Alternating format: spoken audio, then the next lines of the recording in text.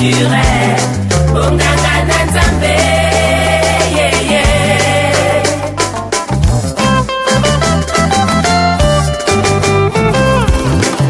Bonganga na Nzambe, oh bonganga. Nzamba benga na bozalo ezalaki te o. Amola chose arrive.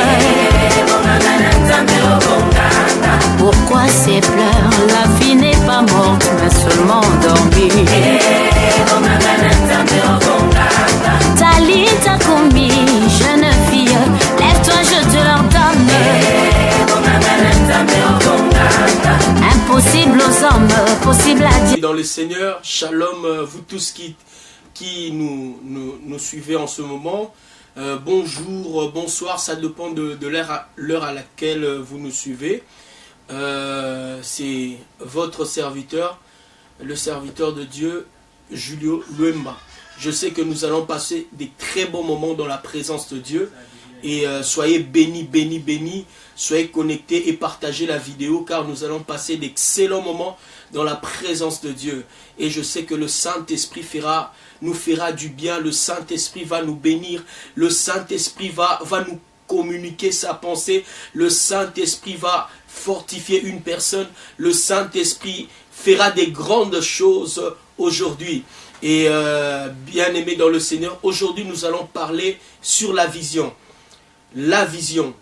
Et nous allons lire la parole de Dieu dans le livre de Nombre, chapitre 14. Nombre, chapitre 14. Et pour vous qui nous suivez, vous pouvez commencer au Nombre, chapitre 13. Mais ici, faute de temps, nous allons lire dans Nombre 14 et le verset 6, 7, 8. La parole nous dit ceci. Et parmi ceux qui avaient exploré le pays, Josué fils de Nun et Caleb fils de Jephné déchirèrent leurs vêtements et parlèrent ainsi à toute l'assemblée des enfants d'Israël. Le pays que nous avons parcouru pour l'explorer est un pays très bon, excellent. Si l'Éternel nous est favorable, il nous mènera dans ce pays et nous le donnera. C'est un pays où coule le lait et le miel. Seulement ne soyez point rebelles contre l'Éternel et ne craignez point les gens de ce pays. Car nous servirons de pâture, ils n'ont plus d'ombrage pour les couvrir. L'Éternel est avec nous. Ne les craignez pas. Oh, ça, j'aime cette phrase. L'Éternel est avec nous. Bien-aimés dans le Seigneur, nous parlons de la vision aujourd'hui. Et dans ce texte, nous voyons il y avait 12 personnes. Tous enfants de Dieu. Tous ayant un même Dieu. Ayant des mêmes promesses. Ayant une même alliance. Mais seulement, ils avaient des destinées différentes.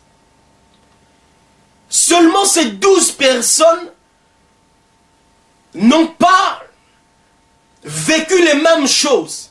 Et pourtant, Dieu avait des mêmes projets pour les 12. Pour tous les enfants d'Israël. Mais seulement, il n'y a que 2 personnes qui ont vu la terre promise, qui sont entrées en Canaan, qui était la terre de promesse. Sur 12 personnes, il n'y avait que 2. Et pourtant, la volonté divine était que tout le monde y accède. Tout le monde y entre. Tout le monde bénéficie de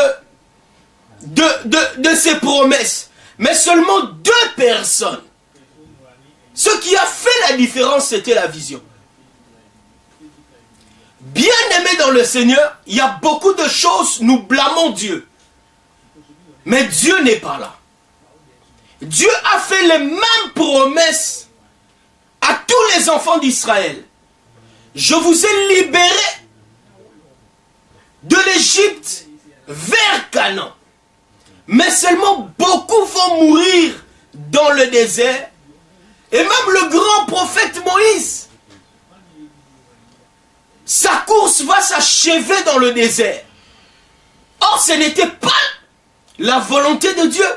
La volonté de Dieu était qu'ils soient en Canaan, qu'ils entrent en Canaan dans la terre promise.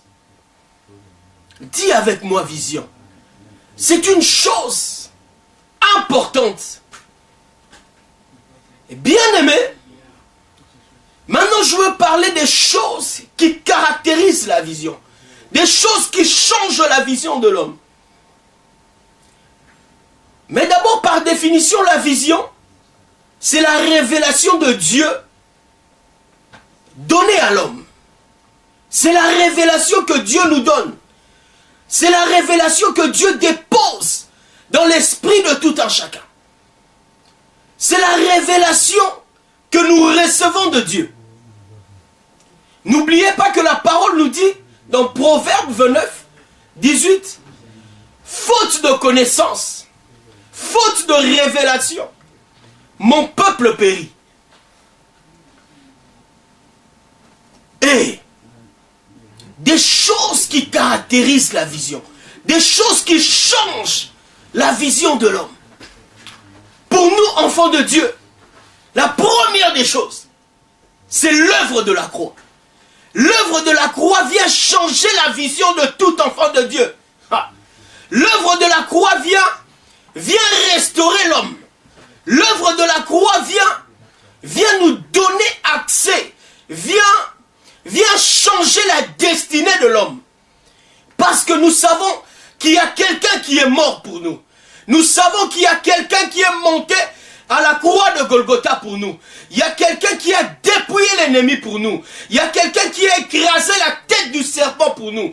Il y a quelqu'un qui nous a donné la victoire sur l'ennemi. Il y a quelqu'un qui nous a donné la victoire sur le monde des ténèbres. L'œuvre de la croix vient changer la vision des chrétiens, des enfants de Dieu. L'œuvre de la croix. Car nous savons qu'il y a quelqu'un qui est mort pour nous. Oh, heureux celui qui marche avec conscience que Dieu est mort pour lui, que Jésus est monté à la croix pour lui, que Jésus a accompli sa mission pour lui. Avant de mourir, il a dit, tout est accompli. Il n'a pas tout accompli pour les anges. Il n'a pas tout accompli pour les animaux. Mais il a tout accompli pour les fils d'Abraham. Il a tout accompli pour toutes les personnes qui croiront en son œuvre.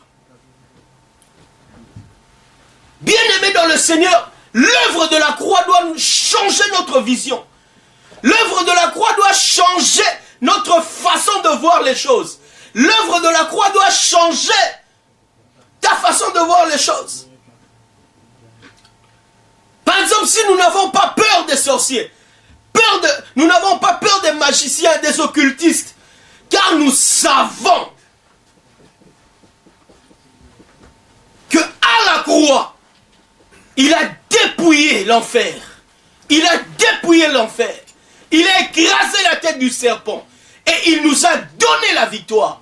Nous, son peuple.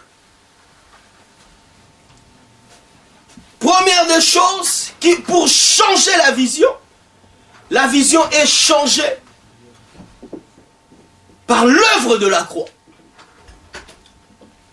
Deuxième des choses, la vision est changée en croyant que le Saint-Esprit est venu habiter en nous. Que nous sommes devenus des temples. Que l'Esprit est venu habiter en l'homme. Il est venu se tabernacler. Dieu n'habite pas dans la maison construite par les hommes. Mais il habite par la maison qu'il a construite lui-même. Le Saint-Esprit est venu habiter en nous. Voilà pourquoi nous devons changer notre façon de voir les choses. Nous sommes des temples. Nous sommes des temples. Et bien aimé, laissez-moi vous dire une chose. Quand l'apôtre Paul parle de temple, il dit, ne savez-vous pas que vous êtes le temple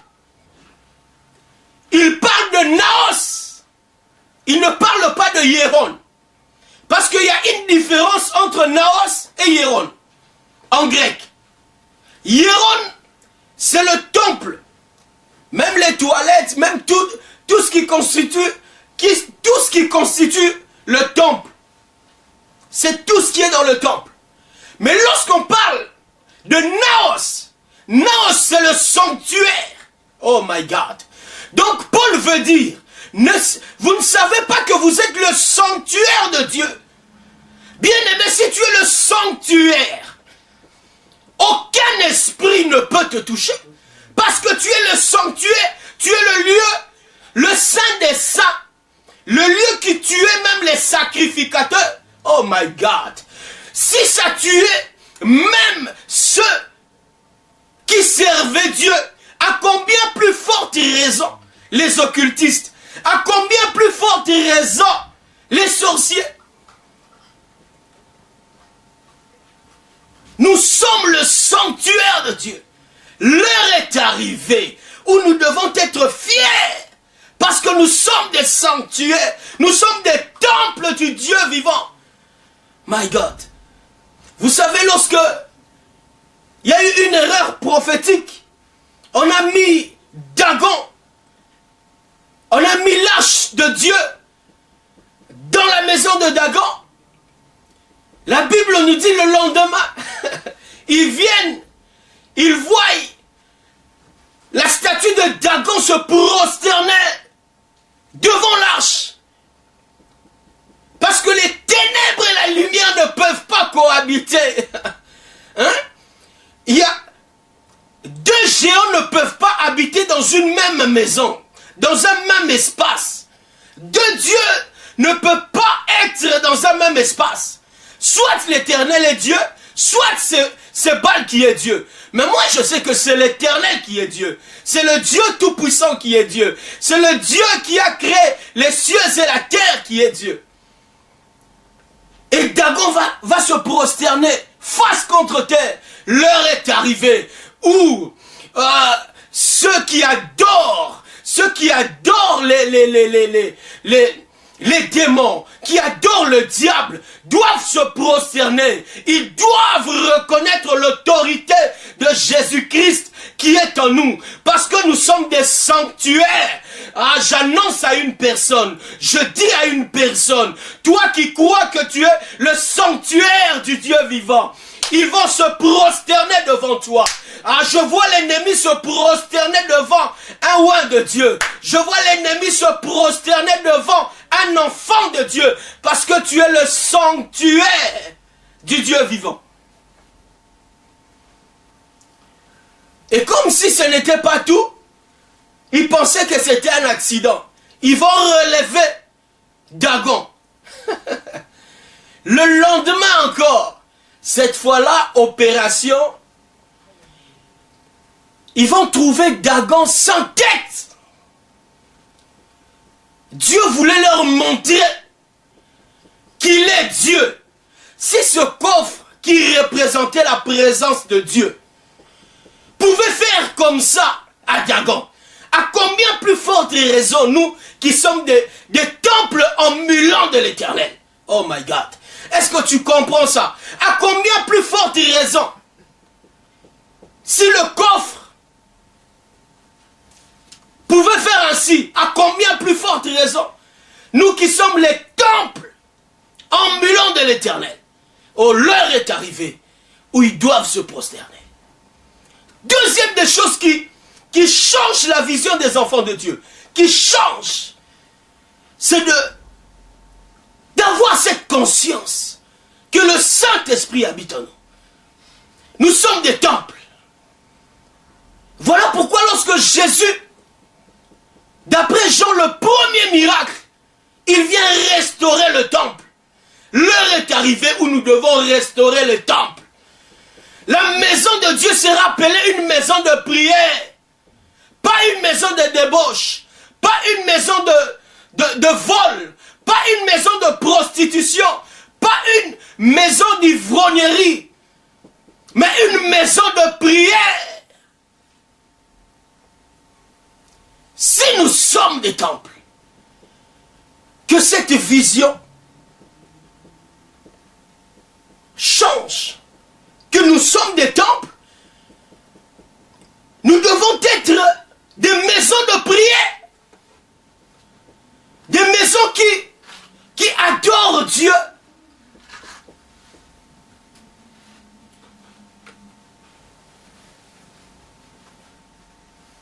La troisième des choses, la première des choses, nous allons parler de l'œuvre de la croix. Deuxième des choses, pour des choses qui changent la vision de l'homme, c'est le fait que nous sommes des temples de Dieu. Le Saint-Esprit habite en nous. Et la troisième des choses qui façonnent la vision de l'homme, ce sont des promesses personnelles. Oh, dis avec moi, promesses personnelles. Promesses personnelles. Nous tous, nous sommes des enfants de Dieu. Mais chacun de nous a des promesses personnelles. Et Dieu, étant enfant de Dieu, il va parler à tout un chacun différemment. Il y a des personnes qui entendent mieux dans des songes, dans des rêves. Ils entendent Dieu par des voix audibles, par des fortes convictions. Dieu communique sa pensée. Dieu communique sa pensée à l'homme. Tu es ceci. Comme pour le cas des enfants d'Israël, vous devez aller dans cette terre de Canaan. Vous devez rester là. C'est votre lieu. Même si cette terre est occupée. Mais moi, l'Éternel, Dieu, je vous le donne en possession. Moi, le Dieu d'Israël, moi qui dis mot et la chose arrive. Moi qui dis des choses. Je dis, cette terre vous appartient. Caleb et Josué croient. Mais les 10 espions ne croient pas. Pour eux, leur vision est focalisée sur des choses qu'ils voient. Oh my God. Voilà pourquoi la parole nous dit, le juste vit par la foi. Le juste ne vit pas par la vue, mais le juste vit par la foi. Et par la foi, nous recevons des visions divines. Nous recevons des choses. Comme Pierre, quand Jésus pose la question, que dites-vous? Qu'est-ce que le monde dit à propos de moi? Qu'est-ce que le monde dit? Vous savez, Jésus était un bon leader. Il voulait savoir qu'est-ce que le monde disait de lui. Bien qu'il était omniscient, mais il avait aussi besoin qu'il entende ses disciples. Qu'est-ce que le monde dit? Il est Jérémie, il est Élie. Et c'était des titres honorifiques. Parce que quand vous comparez Élie à Jean-Baptiste, c'était des grands hommes de Dieu. Mais seulement Pierre va dire non, non, non, non, non, non, non. Ce n'est pas cette dimension. Tu es le Christ, le Fils du Dieu vivant. Tu es le roi de Dieu, celui que Dieu a envoyé pour sauver le monde. Oui, Jésus-Christ a été envoyé pour sauver le monde. Voilà pourquoi toi qui me suis, si tu n'as pas encore accepté Jésus-Christ, l'heure est arrivée. Jésus frappe à ta porte aujourd'hui. Si tu n'as pas encore donné ta vie à Jésus, il frappe à ta porte. Il frappe à ta porte. Il frappe à ta porte. Crois qu'il est venu pour toi. Crois qu'il est mort pour toi. Crois qu'il s'est fait pécher pour toi. Il est monté à la croix de Golgotha pour nous. La troisième des choses, de savoir ce que Dieu nous dit personnellement, chacun de nous a des promesses personnelles. Oui, tout enfant de Dieu a des promesses. Crois en ce que Dieu te dit. Crois en ce que Dieu te montre. Ça ne date pas d'aujourd'hui. 10 ne croient pas les espions. J'aime ça. C'est un peu comme l'ironie. Dieu veut voir comment son peuple réfléchit. Il dit allez voir, allez espionner. Canon. Et ils vont espionner. Mais seulement 10 viennent avec des rapports négatifs. Oh my God. Malgré que Dieu nous parle, mais nous avons toujours des propos négatifs. Malgré que Dieu nous parle jour et nuit, mais nous sommes toujours pessimistes. Mais j'aime Caleb et Josué.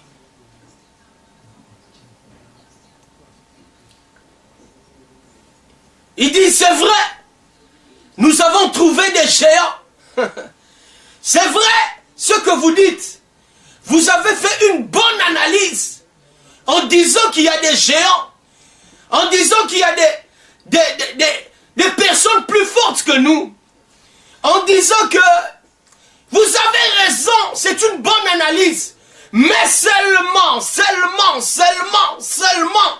si l'Éternel est avec nous, ça change tout. Si Dieu est avec nous, ça change tout. Si l'Éternel est avec nous, ça change tout. Il dit si seulement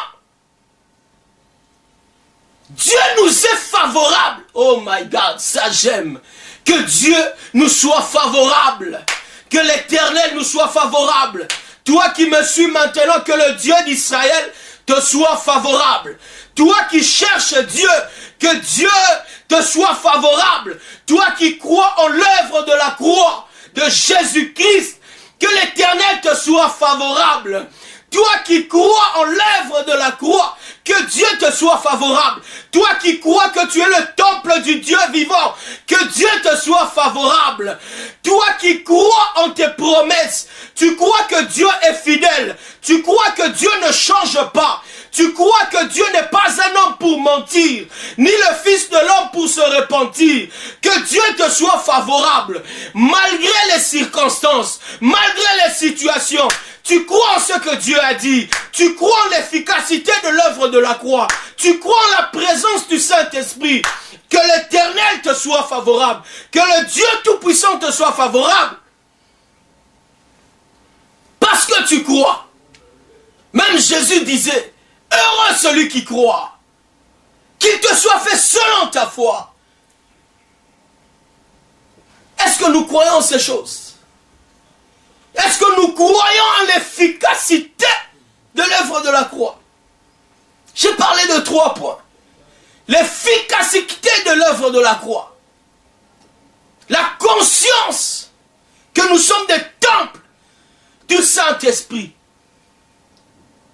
Et la 3e des choses, ce sont des promesses personnelles. C'est ce qui change la vision de l'homme. Et vous verrez des personnes changer, transformer. Voilà pourquoi des personnes comme Joseph, comme la femme de Potiphar, cherchent des problèmes, cherchent à tomber dans le péché avec Joseph. Joseph ne voit pas ça comme une opportunité. Parce qu'aujourd'hui, il y a même des chrétiens qui ne voient pas bien, qui voient flou. Comme cet aveugle que Jésus a touché. Oh, on a besoin d'un second toucher. Oh Dieu Tout-Puissant, que des personnes qui ne voient pas bien, qui voient des personnes comme des arbres, qu'ils voient clair au nom de Jésus, qu'il y a un second toucher pour eux.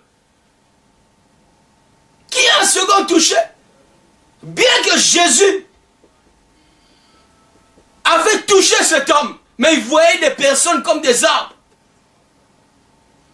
Voilà pourquoi on a même des chrétiens comme ça. Où la femme de Potiphar veut coucher avec toi. Pour toi, c'est une opportunité. Non! Dieu n'est pas dans le péché. Dieu n'est pas dans le péché. Encore une fois, Dieu n'est pas dans le péché. Il n'y a pas opportunité quand il y a péché. Il y a même malédiction. Joseph dit non. Je suis un homme de la promesse. Dieu m'a donné des promesses. J'ai vu mon futur. Même si je galère, même si je suis esclave, mais j'ai déjà vu mon futur. Heureux celui qui a vu son futur. Heureux celui qui a vu des choses que l'Esprit a déposées dans son esprit et il croit en ça. Joseph dit, j'ai vu mon futur et je crois en ça. Ce n'est pas un homme qui m'a révélé ces choses, mais c'est le Saint-Esprit, c'est l'Esprit de Dieu, c'est l'Esprit qui ne ment jamais. Que même mes frères vont se prosterner devant moi. Ce n'est pas la gloire que Dieu m'avait montrée, non. Ce n'est pas la gloire que Dieu m'avait montrée. Il fuit. Malheureusement ou heureusement, je ne sais pas, c'est à vous d'en juger. Il se retrouve en prison. Ah, je peux dire heureusement pour lui. Parce que c'est dans la prison qu'il a été nommé gouverneur d'Égypte. Bien-aimé dans le Seigneur, il y a deux fois, on fait la volonté de Dieu. Mais la vie va de mal en pire. Mais laisse-moi te dire, continue à faire la volonté de Dieu. Continue à invoquer Dieu. Continue à croire en ce que Dieu t'a dit. Continue à croire en l'efficacité de l'œuvre de la croix. Continue à croire que tu es le temple de l'Esprit et marche en conformité de la parole. Continue à croire en tes promesses que Dieu t'a faites. Continue à croire en cela. Joseph, bien qu'il se retrouve en prison, mais même en prison avec Dieu, oh my God, heureux celui même qui passe des moments difficiles, des moments d'épreuve, des moments de turbulence, des moments de tempête. Mais vérifie seulement si Dieu est avec toi. Vérifie seulement si le Dieu Tout-Puissant t'est favorable. Parce que s'il t'est favorable, my God, quelque chose de glorieux arrivera. Je dis quelque chose de glorieux arrivera. La vision. Crois. Crois. Oh, la vision qui vient de Dieu. Encore une fois, trois choses qui changent la vision des enfants de Dieu. Trois choses qui changent la vision des enfants de Dieu. L'œuvre de la croix. La première des choses. Le Saint-Esprit en nous et les promesses personnelles que nous avons reçues de Dieu. Ces choses changent la vision. Ces choses changent la vision de l'homme. On a vu Moïse renoncer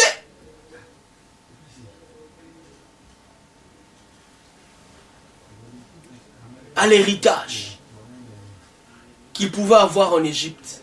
Renoncer à tout. Parce qu'il a vu de loin la rémunération qu'il attendait. Quelle est la rémunération qui t'attend? Quelles sont des choses que Dieu t'a fait voir? Est-ce que l'œil de l'esprit voit? Ton œil de l'esprit voit? Toi qui me suis là, est-ce que tu vois des choses? Tu continues à voir des choses que Dieu te montre? Tu continues à voir. Heureux celui qui voit. Heureux celui qui voit. J'aime le prophète. Il y a une chose que j'aime dans la vie du prophète Balaam. Vous pouvez l'insulter. Mais il dit, quand je me prosterne, mes yeux s'ouvrent. Oh my God. Quand j'adore Dieu, les yeux s'ouvrent. Heureux celui qui sait voir la vision de Dieu. Encore une fois, nous sommes arrivés à la fin. Nous sommes arrivés à la fin. Aujourd'hui, nous avons parlé de la vision, qui est une chose importante, capitale dans la vie des enfants de Dieu. Nous avons vu comment 12 personnes, 12 espions, qui avaient le même Dieu, des mêmes promesses, mais seulement leur destinée a été différente. Ce n'était pas la faute de Dieu, c'était leur faute. 10 personnes voyaient autrement. Caleb et Josué voyaient Dieu. Ne vois pas les circonstances de ta vie, mais vois ce que Dieu t'a dit. Vois au travers de l'œuvre de la croix de Jésus. Vois au travers le Saint-Esprit qui habite en toi, qui a fait de toi son temple. Vois par rapport à tes promesses personnelles. Ce sont les 3 choses que nous avons définies pour nous. Pour nous, ce sont ces 3 choses qui influencent notre vision, qui affectent notre vision. Pour conclure, les villageois, ils ne se plaignent pas de leur monde, parce qu'ils n'ont jamais vu d'autre monde. Même quand ils marchent, ils courent, ils n'ont même pas d'habits, ils sont heureux. Parce qu'ils n'ont jamais vu d'autre chose. Voilà pourquoi, quand tu traverses des moments, même difficiles, le Saint-Esprit vient déposer toujours des visions dans nos vies. Pour dire non. Même si tu es Job, tu as tout perdu, mais ton Rédempteur est vivant. Et il va se lever le dernier. Le Saint-Esprit vient toujours déposer des choses dans l'esprit de l'homme. Heureux celui qui sait voir. Heureux celui qui peut voir la vision de l'esprit. Que Dieu vous bénisse. C'était l'évangéliste Julio Luemba de l'église Feu de l'Éternel, Bruxelles.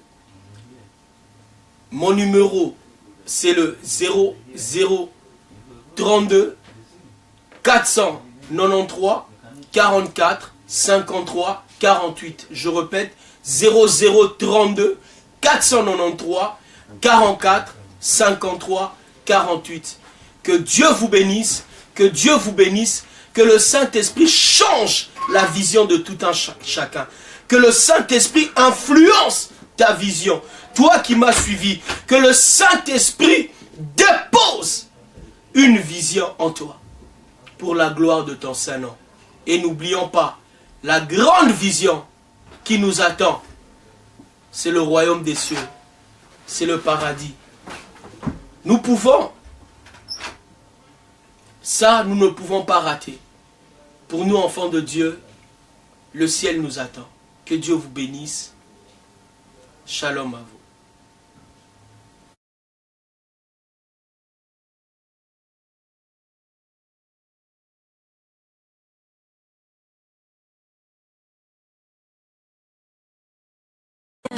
Il agit sans limite. Le prophète Élie dans le désert a été nourri par des corbeaux. 5 pains et 2 poissons, Jésus nourrit une foule de 5000 personnes.